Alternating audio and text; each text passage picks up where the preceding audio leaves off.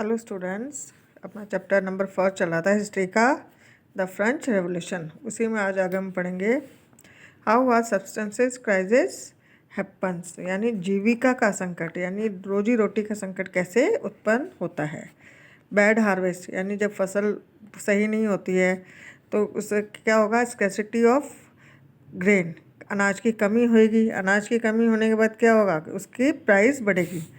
ये activity type में है, इसमें से मैंने प्रायोरिटी के अनुसार इस फिलअप किया है। Fill in the blanks box, figure 4 with the appropriate terms from along the following. उसमें ये जो हेल्पिंग वर्ड्स दिए गए हैं, इसको ही मैंने फिल किया है यहाँ पे।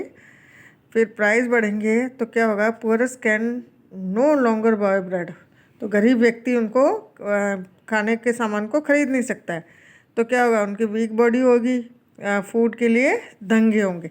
फिर इसका इफ़ेक्ट होगा कि बीमारियां फैलेगी, फिर बहुत सारी डेथ होगी। जब लोगों को खाने को ही नहीं मिलेगा तो क्या होगा, इंक्रीज नंबर ऑफ डेथ। फिर है आ ग्रोइंग मिडिल क्लास एविसेजेस एंड टू प्रिविलेजेस, यानी उभरते मध्यम वर्ग ने विशेषाधिकारों यानी स्पेशल अधिकार दिए गए के अंत की कल्पना की।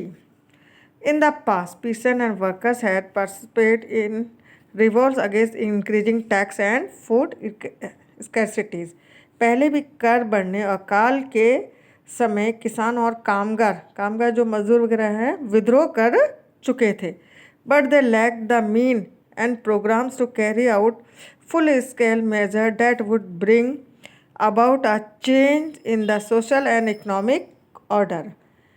परंतु उनके पास सामाजिक और आर्थिक व्यवस्था में जो महत्वपूर्ण बदलाव लाने के लिए जो साधन और कार्यक्रम नहीं थे कि भाई समाज में कैसे बदलाव लाए, इकोनॉमिक फील्ड में कैसे बदलाव लाए है, उसके लिए उनके पास कोई ठोस रूल्स नहीं थे या कुछ साधन और कार्यक्रम प्लानिंग नहीं थी उनका। These were left to those group within the third estate who had become prosperous and had access to education and new ideas। ये जिम्मेदारी थर्ड स्टेट, तीसरे मैंने बताया ना, first state, second state, third state के उन ग्रुप्स ने उठाई, उन समूह ने उठाई जो थोड़े एजुकेटेड होकर समृद्ध हो गए थे और समृद्ध होकर अच्छे विचारों के संपर्क में आए, मतलब पढ़े लिखे होकर नए विचारों के संपर्क में आए। वो the 18th century witness the emergence of social groups term the middle class who earn their wealth through and expending overseas trade and from the manufacture of good such as woollen and silk textile and were other exported और brought by the richer number of society. 18th century में एक नए social group का उदय हुआ जिसे हम क्या कहेंगे, मिडिल क्लास यानी मध्यम वर्ग, जिसने फैलते समुद्र पार व्यापार यानी समुद्र के पार जो बिजनेस किया था, ऊनी और रेशमी कपड़ों का जो उत्पादन के बल पर उनके जो बिजनेस किया था, उस पर उन्होंने क्या है, पैसा अर्जित किया, संपत्ति अर्जित की थी। और ऊनी और रेशमी कपड़ों को या तो निर्यात किया जाता था तो और या फिर समाज के जो अमीर लोग होते थे ना, वो इनको खरीद लेते थे, इन सामान को खरीद लेते थे। In addition to merchant and manufacture the third state including professor such as a lawyer और एडमिनिस्ट्रेटिव ऑफिशियल्स। तीसरे स्टेट में इन जो बिजनेसमैन थे या इनको बनाने वाले जो मैन्युफैक्चरर के अलावा प्रशासनिक सेवा में काम करने वाले एडमिनिस्ट्रेटिव ऑफिसर और एडवोकेट शामिल थे। All of these were educated, सभी पढ़े लिखे थे, and believe that no group in the society should be privileged by birth. इनका मानना था कि समाज के किसी भी समूह के पास बाय बर्थ विशेषाधिकार नहीं होना चाहिए, यानी जन्म से कोई विशेषाधिकार नहीं मिलने चाहिए। Rather uh person social position must depend on his merit. किसी भी व्यक्ति को सामाजिक हैसियत का आधार उसकी योग्यता होनी चाहिए, यानी जो भी उसको अधिकार मिले उसकी योग्यता के आधार पर। This idea envisaging a society based on freedom and equal law and opportunity for all were put forward by philosopher such as John Locke and Jean Jacques Rousseau. स्वतंत्रता और समान नियमों और समान अवसरों के विचार पर आधारित समाज की इस कल्पना का किसने करी थी? John Locke Rousseau. Jean Jacques Rousseau ये फिलोसफर थे, मतलब एक राइटर थे, पॉलिटिकल थिंकर थे। इन्होंने ऐसे विचार प्रकट किए थे कि समाज में समानता हो, समान नियम हो, समान अवसर मिले सबको। In his book treatise of government, Jean Jacques Rousseau की बुक का नाम है ये। उन्होंने अपनी बुक ट्रीटिस ऑफ गवर्नमेंट में लॉक की बुक का नाम है Locke sought to refute the doctrine of divine and absolute of the monarch. उसमें उन्होंने राजा के देवीय और निरंकुश अधिकारों के सिद्धांत का खंडन किया है। फिर बताया है उन्होंने proposing a form of government. फिर Rousseau carried the idea forward proposing a form of government based on social contract between people and their representative. फिर इसी विचार को रूसो ने आगे बताते हुए बताया कि जनता और उसके जो रिप्रेजेंटेटिव हैं, प्रतिनिधियों के बीच एक सोशल कॉन्ट्रैक्ट होना चाहिए। In the spirit of law, ये बुक लिखी है मॉन्टेस्क्यू ने।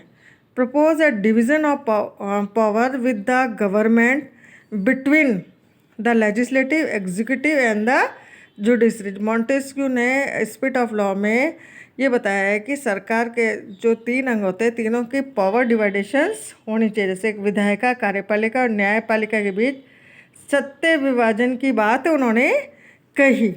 The model of the government was put into force in the USA. और जो मॉन्टेस्क्यू ने जो पावर डिवीज़न की बात की थी, इस मॉडल को फॉलो किया गया यूएसए में।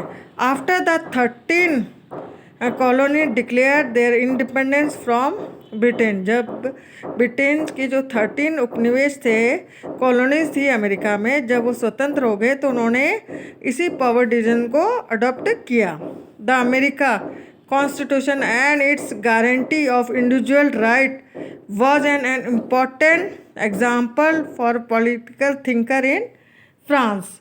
फ्रांस के राजनीतिक विचारों के लिए अमेरिका का जो संविधान है उसमें दी गई व्यक्तिगत अधिकारों की गारंटी प्रेरणा का एक महत्वपूर्ण स्रोत थी, एक महत्वपूर्ण रिसोर्स थी। मतलब उसको देख के उनमें वहाँ पर फ्रांस में भी चेंजेस आने लगे।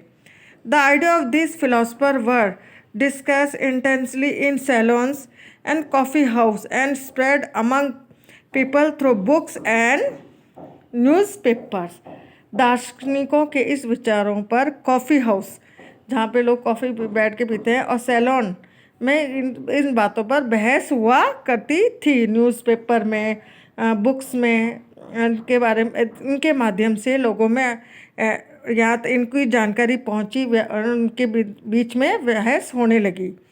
These were frequently read aloud in groups for the benefit of those who could not read and write.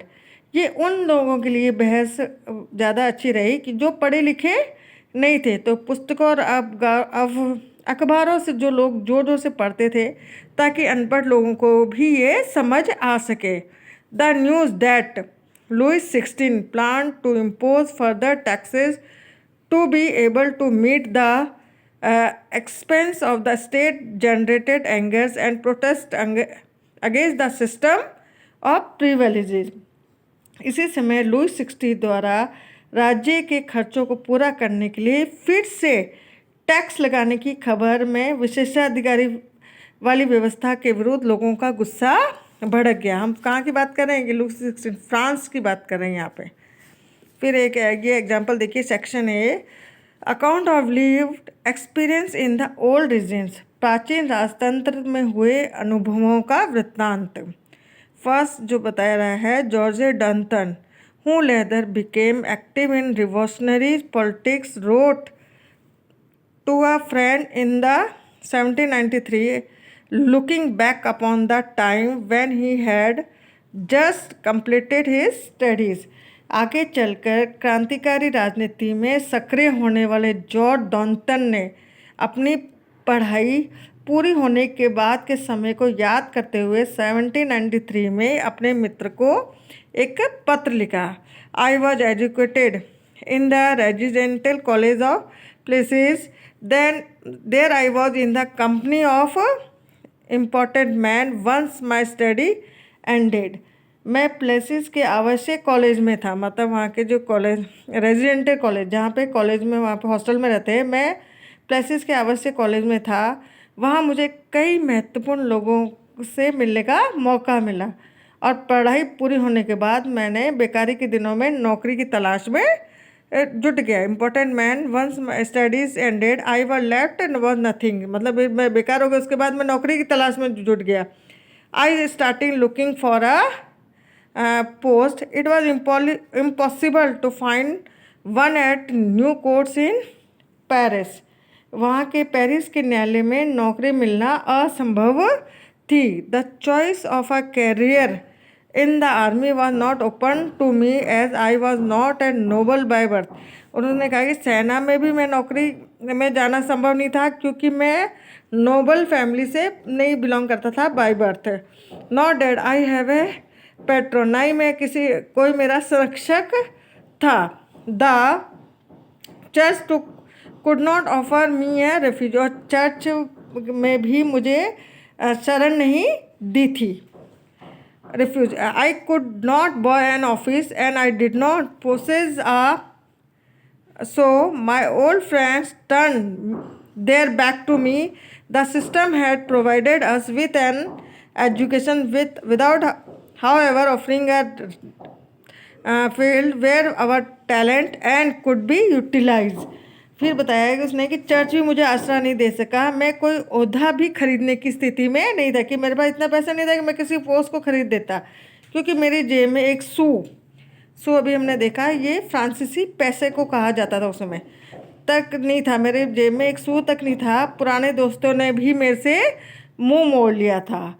अब व्यवस्था ने, मतलब जो सिस्टम था, उस सिस्टम ने हमें पढ़ा लिखा तो दिया लेकिन हमारी प्रतिभा यानी टैलेंट के इस्तेमाल के अवसर उपलब्ध नहीं कराए, मतलब हमें अपॉर्चुनिटी नहीं दी गई। फिर सेकंड पॉइंट है an English man author young traveled through France during the years from 1787 to 1789, wrote detailed description on his journey. He often commented on what he saw.